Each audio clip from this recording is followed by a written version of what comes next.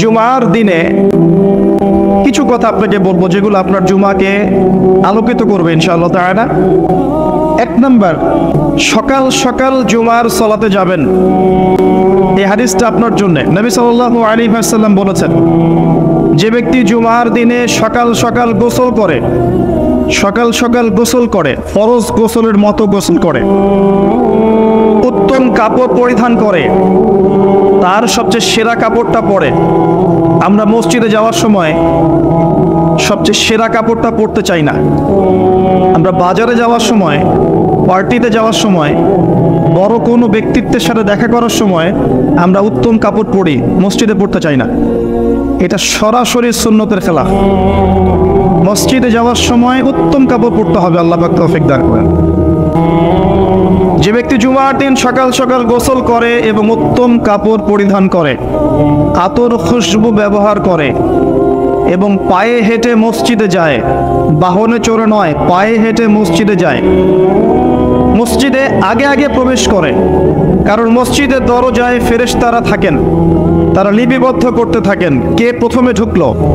যে সবার আগে মসজিদে ঢোকে তার আমলনামায় একটা উট কুরবানির নেকি লিখে দেওয়া হয়। যে তারপরে ঢোকে তার আমলনামায় একটা গাভী কুরবানির নেকি দেওয়া হয়, তারপরে একটা খাসি, তারপর একটা ছাগল, তারপর একটা মুরগি, তারপর একটা ডিম ইত্যাদি। এভাবে আস্তে আস্তে আস্তে আস্তে নেকি কমতে থাকে। যখন ইমাম খুতবা শুরু করে তখন ফেরেশতারা খাতা বন্ধ করেন, বন্ধ করে বসে পড়েন, তারাও খুতবা শুনতে বসে পড়েন। আর সায়েন্স যদি আমাদেরকে বলে এই ফেরেশতাকে তো আমরা পরীক্ষা নিরীক্ষা, যুক্তি, বিজ্ঞান, দর্শন দিয়ে প্রমাণ করতে পারি না, তাই এর কোনো অস্তিত্ব নেই, এটা মানতে আমরা বাধ্য নই। কারণ সব কিছুকে আপনি পরীক্ষা নিরীক্ষা, যুক্তি, বিজ্ঞান, দর্শন দিয়ে ল্যাবে বসে প্রমাণ করতে পারবেন না। মালায়েকাকে বিশ্বাস করতে হয়, এটা ঈমানের একটা অঙ্গ, ঈমানের একটা পিলার। মালায়েকা বসে পড়েন, ফেরেশতারা বসে পড়েন। এই মাহফিলের চতুর্দিকে আল্লাহ পাকের অসংখ্য রহমতের ফেরেশতা আছেন, এটাকে বিশ্বাস করেন? এখন বিজ্ঞান যদি আপনাকে বলে না বিশ্বাস করি না কারণ চোখে তো দেখা যাচ্ছে না, কি উত্তর দিবেন? এখনকার বিশ্বের পুরো শিক্ষা দর্শনটাই এমন, চোখে না দেখলে বিশ্বাস করব না। পরীক্ষা নিরীক্ষা, পর্যবেক্ষণের মাধ্যমে, গবেষণাগারে প্রমাণ না করতে পারলে বিশ্বাস করব না। এটা সরাসরি একটা শিরকি দর্শন। যদি কেউ এই এপিস্টেমোলজিতে বিশ্বাস করে, এরপরে নামাজ, রোজা, হজ, যাকাত কবুল হবে কিনা সন্দেহ আছে। কারণ ঈমানের পিলারই সে বিশ্বাস করে না। আল্লাহকে দেখা যায় না, আমরা কি বিশ্বাস করি? মালায়েকাকে দেখা যায় না, আমরা কি বিশ্বাস করি? আসমানি কিতাবগুলোকে তো আমরা দেখি নাই, আগেরগুলো দেখেছেন? বিশ্বাস করেন সবগুলো আল্লাহর পক্ষ থেকে এসেছিল? নবী রাসূলগণকে দেখেছেন? আমরা তো মুহাম্মদ সাল্লাল্লাহু আলাইহি ওয়াসাল্লামকেও দেখিনি, বিশ্বাস করি না? পরকালের জীবন, ওয়াল ইয়াউমিল আখির, এই যে কবর, মউত, জান্নাত, জাহান্নাম, মিজান, ফুলসিরাত দেখেছি, বিশ্বাস করি? তাকদীরের ভালো মন্দ, ওয়াল কদরি খায়রি ওয়া শাররি দেখেছেন কখনো? বিশ্বাস করেন? তাহলে একজন মুসলিমের ঈমানের 6টা মৌলিক পিলার হচ্ছে অদৃশ্য বিশ্বাস। আলিফ লাম মিম, যালিকাল কিতাব লা রাইবা ফিহি হুদাল লিল মুত্তাকিন। মুত্তাকি কারা? যাদের জন্য এই কিতাব, যে কিতাবে কোনো সন্দেহ নাই। মুত্তাকি এক নম্বর বৈশিষ্ট্য হচ্ছে আল্লাযীনা ইউমিনুনা বিল গায়ব, যারা অদৃশ্যে বিশ্বাস করে। এই যে অদৃশ্য বিশ্বাস, আপনার ঈমানের 6টা পিলার সবই অদৃশ্য বিশ্বাস। বিশ্বাস করেন? কিন্তু বিজ্ঞান যদি বলে, যুক্তি, দর্শন এরা যদি বলে না, যা চোখে দেখি না তা বিশ্বাস করব না, কি উত্তর দিবেন? কি উত্তর দিবেন সেটা ভালো করে আপনি ভাবেন। আমার উত্তর আমার কাছে আছে, আপনি চিন্তা করেন কি উত্তর দেবেন।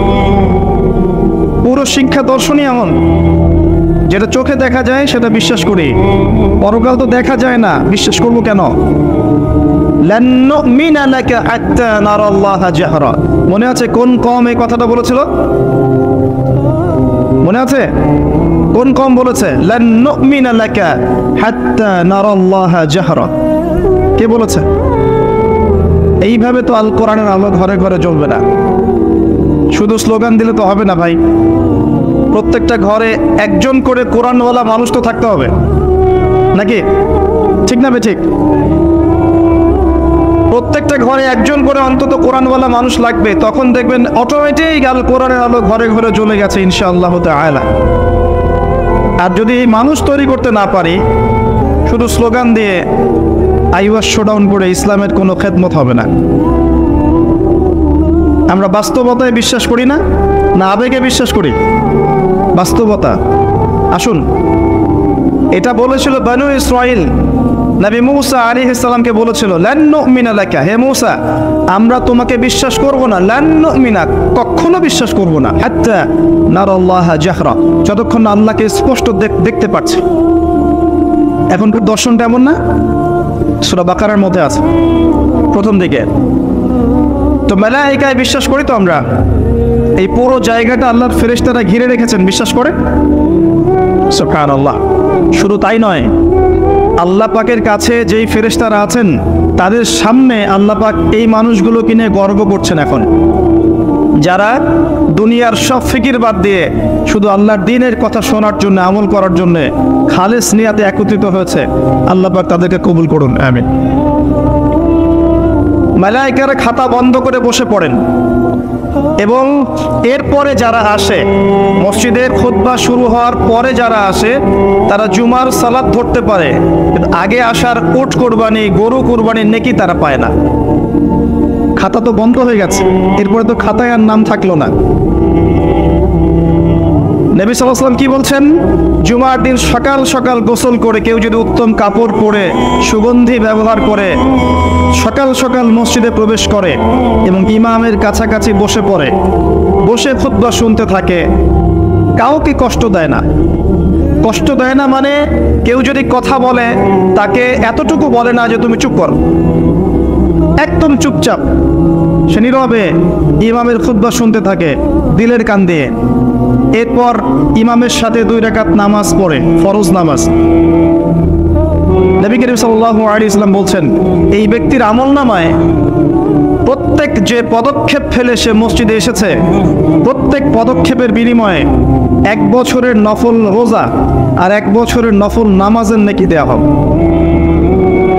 ছোট্ট একটা কাজ এই জুমার দিনে করেন, আপনি প্রত্যেক পদক্ষেপে হাজার হাজার বছর ইবাদতের নেকি পাচ্ছেন। আল্লাহ পাক চাইলে এটাকে 10 দিয়ে গুণ করতে পারেন, রমজান মাসে 70 দিয়ে গুণ করতে পারেন, 700 দিয়ে গুণ করতে পারেন, আল্লাহ ইখলাস দেখলে অসীম সংখ্যা দিয়েও গুণ করতে পারেন, যা আমরা জানি না। তো আমরা নিয়াত করি ইনশাআল্লাহ আগামী জুমায়, আগামীকাল সবাই এভাবে জুমার নামাজে আসবো ইনশাআল্লাহ। নিয়াত করছেন তো? আল্লাহ পাক কবুল করুন, আমিন। এটা একটা কাজ জুমার দিনে। 2 নম্বর কাজ, জুমার দিনে 5 ওয়াক্ত নামাজ জামাতে পড়ার চেষ্টা করতে হবে। শুধু জুমার নামাজ পড়তেই মসজিদে আসা যাবে না। ফজর, যোহর, ফজর, জুমা, আসর, মাগরিব, ইশা 5 ওয়াক্ত সালাতেই চেষ্টা করতে হবে জামাত ধরার জন্য। পারা যাবে ইনশাআল্লাহ? আল্লাহ কবুল করুন, আমিন। 3 নম্বর, জুমার দিনে 2টা মুহূর্ত আছে। কয়টা মুহূর্ত? 2টা বললাম এই কারণে, হাদিসে কিন্তু 2টা বলা নাই, বলা আছে একটা। কিন্তু ওই একটা মুহূর্তের ব্যাখ্যায় আলেম ওলামারা 2 রকম মত দিয়েছেন, তাই আমি 2টোর কথা বলেছি। 2টো সময় আছে, এই সময় যদি আপনি দোয়া করেন, আপনার রিজিক যদি হালাল হয়, আপনার আকীদায় যদি শিরক না থাকে, আপনার আমলে যদি বেদাত না থাকে, ইনশাআল্লাহ আপনি যা চাবেন আল্লাহ তাই দেবেন। সময় দুটো হচ্ছে, 1, ইমাম সাহেব খুতবা শুরু করার পর থেকে নামাজ শেষ করার আগ পর্যন্ত এই সংক্ষিপ্ত সময়ে আপনি দোয়া করতে থাকবেন মনে মনে, ইনশাআল্লাহ দেখবেন আল্লাহ আপনার দোয়া কবুল করেছে। 2, আসরের নামাজ শেষ হওয়ার পর থেকে মাগরিব পর্যন্ত এই যে সময়টা, এই সময়ের মধ্যে দোয়া করবেন, ইনশাআল্লাহ আল্লাহ আপনার দোয়া কবুল করবে। 2টো জুমার দিন বেশি বেশি দোয়া করবেন। 4 নম্বর, জুমার দিনের অন্যতম সেরা কাজ হচ্ছে নবী সাল্লাল্লাহু আলাইহি ওয়াসাল্লামের উপরে দরুদ পড়া। এই দিন নবী সাল্লাল্লাহু আলাইহি ওয়াসাল্লামের সামনে দরুদগুলোকে পেশ করা হয় এবং নাম উল্লেখ করে করে পেশ করা হয় যে আপনার উম্মতের অমুকের পুত্র অমুক আপনার প্রতি সালাম পাঠিয়েছেন, সুবহানাল্লাহ। তখন নবী সাল্লাল্লাহু আলাইহি ওয়াসাল্লাম সালামের উত্তর দিয়ে থাকেন। যদি আপনি নবীর সালামের উত্তর পেতে চান তাহলে বেশি থেকে বেশি দরুদ পড়েন এবং জুমার দিনে আরো বেশি বেশি দরুদ পড়েন। আল্লাহ পাকের এক শ্রেণীর ফেরেশতা আছেন যারা শুধু দরুদগুলোকে কালেক্ট করেন, শুধু দরুদগুলোকে কালেক্ট করে নবী সাল্লাল্লাহু আলাইহি ওয়াসাল্লামের কবরের রওজায় পৌঁছে দেন। সুবহানাল্লাহ। এগুলো বিশ্বাস করতে হয় না? চোখে দেখা যায়। একটা বিষয় আমাদের বুঝতে হবে, জুমার দিন আরেকটা অন্যতম কাজ, সেটা হচ্ছে আর কিছু করেন না করেন, কোরআনের আর কিছু পড়েন না পড়েন, জুমার দিন সূরাতুল কাহফ অবশ্যই তেলাওয়াত করবেন, অন্যথায় আপনি দাজ্জালের ফিতনা থেকে বাঁচতে পারবেন না। এই পৃথিবীতে এখন যতগুলো ফিতনা চলছে, হোক সেটা শিরকের ফিতনা বা বেদাতের ফিতনা বা হারাম রিজিকের ফিতনা বা মহিলাদের ফিতনা বা বেপর্দা বা সুদ, আপনার ঘুষ, আপনার জেনা, আপনার ব্যভিচার, আপনার এই যে সমকামিতা, আপনার ধর্ষণ, হত্যা, রাহাজানি, ছিনতাই যা চলছে, এই পৃথিবীতে যত ফিতনা চলছে সবগুলো ফিতনাকে একত্রিত করলেও দাজ্জালের ফিতনার সমান হবে না।